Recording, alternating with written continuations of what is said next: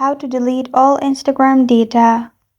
Hi everyone, I'm here to assist you today. Without any delay, let's jump right in.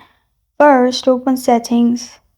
In Settings, scroll down, click on Apps and Notifications.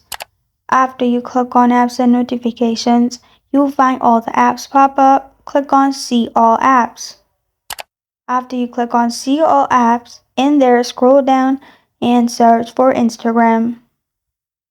Click on Instagram and then click on Storage and Cache, which is the third option below Permissions. Click on it and then click on Clear Cache. Also click on Clear Storage and you're good to go. And this is how to delete all Instagram data.